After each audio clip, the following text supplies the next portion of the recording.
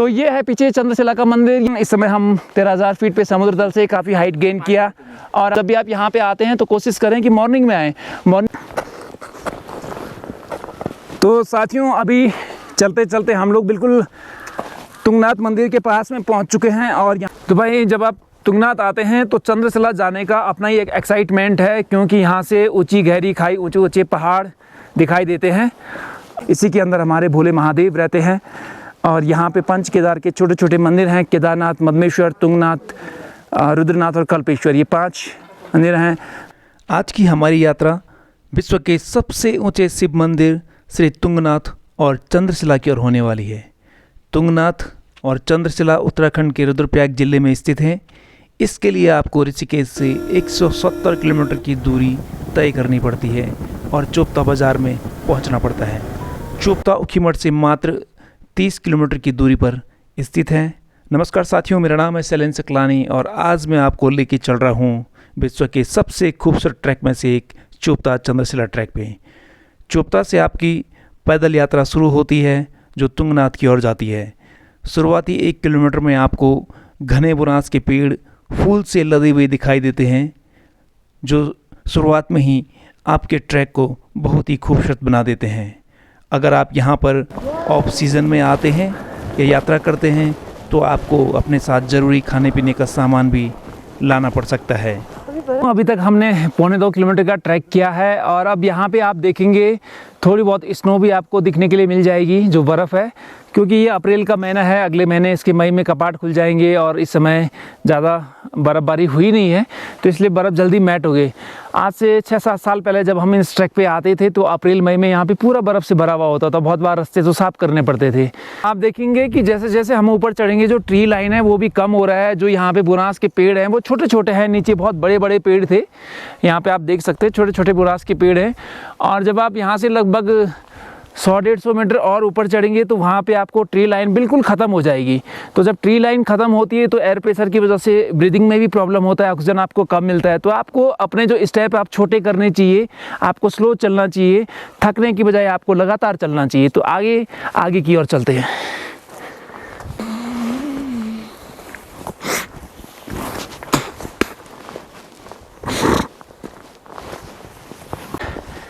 जो लोग चोपता, तुंगनाथ और चंद्रशिला का ट्रैक करना चाहते हैं तो उनके लिए ये बहुत ही अच्छा ट्रैक है शुरुआत करने के लिए। मतलब जो ट्रैक होते हैं वो 3 टाइप के होते हैं, एक इजी होता है, एक मॉडरेट होता है और एक डिफ़िकल्ट होता है। तो ये इजी वाला ट्रैक है, छोटा ट्रैक है, लगभग 4 किलोमीटर का। क्योंकि इस समय धूप काफ़ी तेज़ लग रही है और बर्फ़ काफ़ी है यहाँ पे, और जो धूप की किरणें हैं वो बर्फ़ में रिफ्लेक्ट होकर आँखों में पड़ रही हैं, तो आँखों में जलन हो रही है, आंखें बंद सी हो रही हैं। तो इसके लिए हमने अपना सन ग्लास लाया हुआ है और साथ साथ में सन कैप भी लाया हुआ है। तो मैं यहाँ से, मेरे पास ये चश्मा है, ये मैं पहन लूँगा। ये आप क्या हो, जो अल्ट्रा वाइज रेज आती हैं वो आपको रिफ्लेक्ट होके आपको परेशान नहीं करेंगी।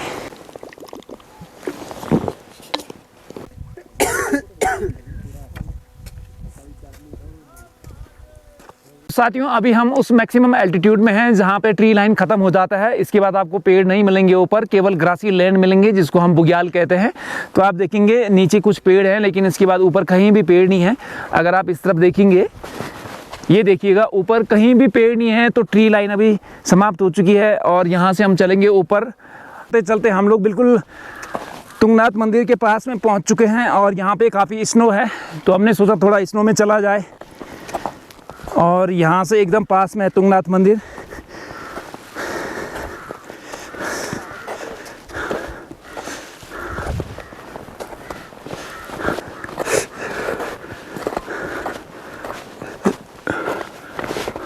हम लोग प्रॉपर तुंगनाथ में पहुँच चुके हैं, जहाँ पे भगवान जी का मंदिर है, भगवान भोलेनाथ का।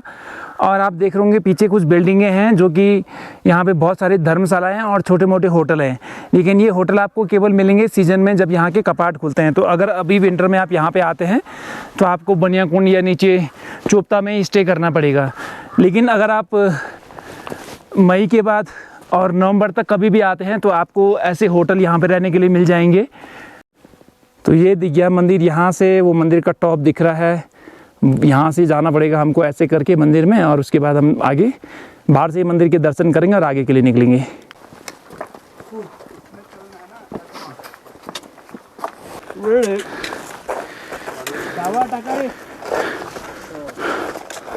ये रहा पीछे तुंगनाथ मंदिर। ये जो छोटा सा रास्ता है यहाँ पे बस सामने उनका प्रांगण है, और अगर आप यहाँ से इस तरफ देखेंगे तो ये चंद्रशिला है। तो ये एक बार मंदिर में बाहर से दर्शन करेंगे, फिर हम जाएंगे चंद्रशिला, और ये रास्ता जाता है मंदिर में। तो ये यहाँ पे जो मंदिर का मेन गेट है ये बंद है यहाँ पे, और कुछ लोग पीछे से मंदिर के अंदर जा रहे हैं। वो देख सकते हैं पीछे ये खूबसूरत मंदिर है, और पूरा जो मंदिर का प्रांगण है, आसपास की धर्मशालाएं हैं वो पूरी बर्फ़ से ढकी हुई है। इस समय अप्रैल का ये महीना है हालांकि, और जो पूरा मंदिर का प्रांगण है, आसपास का एरिया है वो पूरा बर्फ़ से ढका हुआ है। और मई में इसके कपाट खोल दिए जाएंगे, और यहाँ पे कुछ लेबर आएगी उस बर्फ़ को साफ़ करेगी। ये पुजारी जी की धर्मशाला, यहाँ के मुख्य पुजारी जी यहाँ पे रहते हैं। और सामने मंदिर का जो व्यू है वो कुछ इस प्रकार से दिखता है। ये देखिए जो सामने मंदिर का व्यू है वो कुछ इस प्रकार से दिखता है। इसी के अंदर हमारे भोले महादेव रहते हैं, और यहाँ पे पंच केदार के छोटे छोटे मंदिर हैं, केदारनाथ, मदमेश्वर, तुंगनाथ, रुद्रनाथ और कल्पेश्वर, ये 5 मंदिर हैं। महानंदा पार्वती का यहाँ पे मंदिर है, और उसी के बगल में एक छोटा मंदिर भैरवनाथ का। ऊपर आप देखेंगे विशाल का शिला है पीछे भी, इस मंदिर के ठीक पीछे। और ये इसका जो एलिवेशन है वो लगभग 3600 मीटर समुद्र तल से, मतलब मैं फीट में कहूँ तो लगभग 12,000 फीट की ऊंचाई पर विराजमान।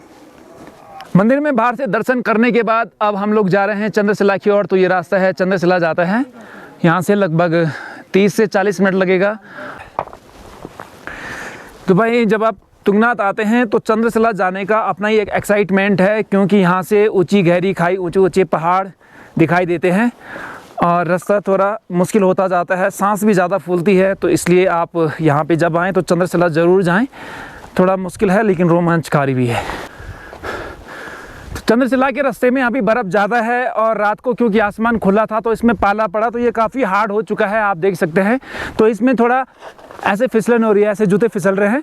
अगर आप यहाँ से फिसले और वैली साइड गए तो आपको काफ़ी नुकसान हो सकता है, तो इसलिए यहाँ पे आपको ध्यान से चलना पड़ेगा। अब आप इधर देखेंगे तो ये पूरा स्लोप यहाँ पे ऐसी है, लगभग 2.5 से 3 फीट बर्फ़ है यहाँ पे, और थोड़ा मुश्किल भरा ये इसलिए होने वाला है क्योंकि इसमें फिसलन है।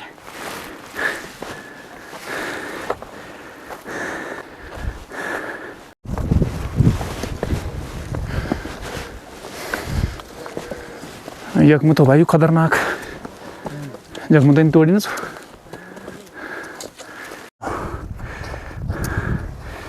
यहाँ पे स्नो का ये पूरा पैच है, हमको इसको चढ़ के ऊपर जाना पड़ेगा, उसके बाद हम मेन रास्ते में आ जाएंगे।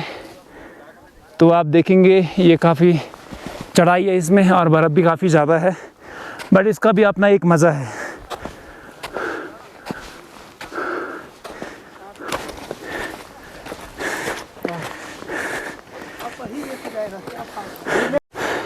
तो दोस्तों ये चंद्रशिला आ गई है।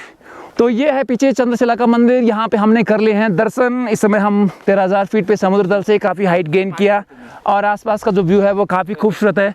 इन द मॉर्निंग आते हैं तो उस समय हिमालय की ज़्यादा पीक्स दिखती हैं, और बहुत खूबसूरत भी दिखती हैं। तो जब भी आप यहाँ पे आते हैं तो कोशिश करें कि मॉर्निंग में आएँ। मॉर्निंग में इस समय चंद्रशिला पे हूँ, ये वही जगह है जहाँ पे चंद्रमा ने तपस्या किया था और पाप से मुक्ति पाई थी। ऐसा कहते हैं कि राजा दक्ष की जो कन्या थी रोहिणी, चंद्रमा को उनसे प्रेम हो गया था, वो उनके पीछे पड़ गए थे, तो राजा दक्ष ने उनको श्राप दे दिया, उनको क्षय रोग हो गया। श्राप से मुक्ति पाने के लिए किसी ने उनको बोला कि भगवान शिव की तपस्या करो, और ये तपस्या आप हिमालय में करो। तो हमने ये जो चंद्रमा जी हैं वो यहाँ पे आए, इस शिला पे बैठे।